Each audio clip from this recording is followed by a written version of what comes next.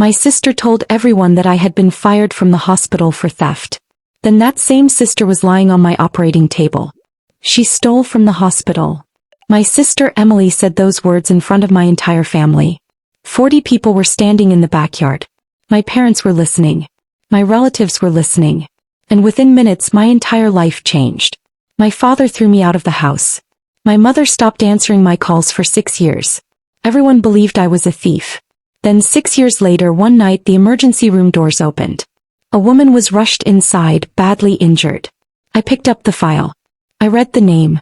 Emily Carter. My younger sister. And the doctor who was about to save her life was me. Dr. Olivia Carter.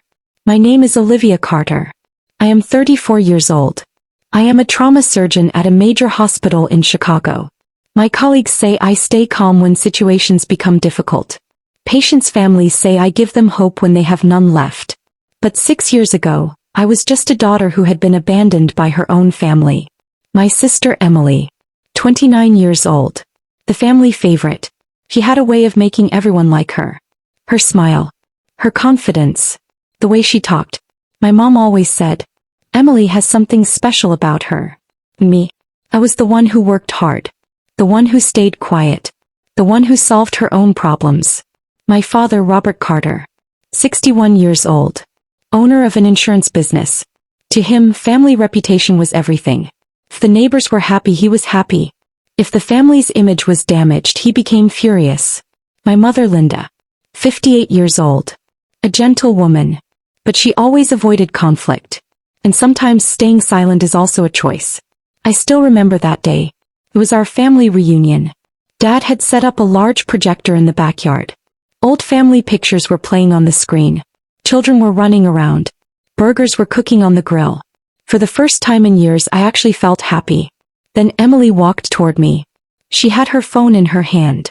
There was a strange confidence on her face. Olivia, we need to talk. I looked at her. Right now. She nodded. Yes. In front of everyone. I stared at her. What do you mean? She stepped forward. Then she raised her voice. I already told everyone that you were fired from the hospital for stealing. The entire backyard went silent. For a second I thought I had heard her wrong. What did you say? Emily turned her phone in her hand. You lied to everyone. I looked at her. Emily, you know that's not true.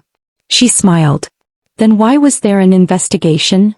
People around us were watching. Waiting. Judging. I said, because someone used my credentials. There was an investigation and I was cleared. My father finally spoke. Is that true? I looked at him. Yes. But you need to hear the whole story. Emily immediately interrupted. Dad, she always tries to make herself look innocent. And that was the moment I understood. He did not want the truth. She only wanted to destroy me. 3 days later, Dad called me to the house. When I walked inside, Emily was sitting on the sofa. Mom's eyes were red. Dad was standing near the window. He looked angry. Olivia, you have embarrassed this family. I stared at him. I didn't do anything.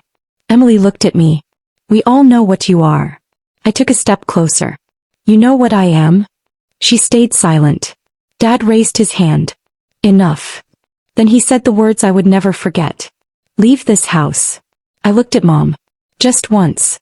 I wanted her to say, don't go. But she looked down. She chose silence. I picked up my bag. I walked toward the door. Emily spoke softly behind me. Maybe now people will finally see your real face. I stopped. Then I answered. One day they will see yours too. The real story from 6 years ago was different. I was a doctor at St. Mary's Hospital. I had spent years working for that position. I took loans for medical school. I studied through countless nights. I passed every exam. Becoming a doctor was not just a career for me. It was my entire identity. One day, hospital administration called me into a meeting. An expensive medication was missing. The system records showed my access information. I was shocked. That wasn't me. An investigation began. I answered every question. I cooperated with everything they asked. 2 weeks later, the hospital told me, Olivia, you are cleared. The real problem was a security breach.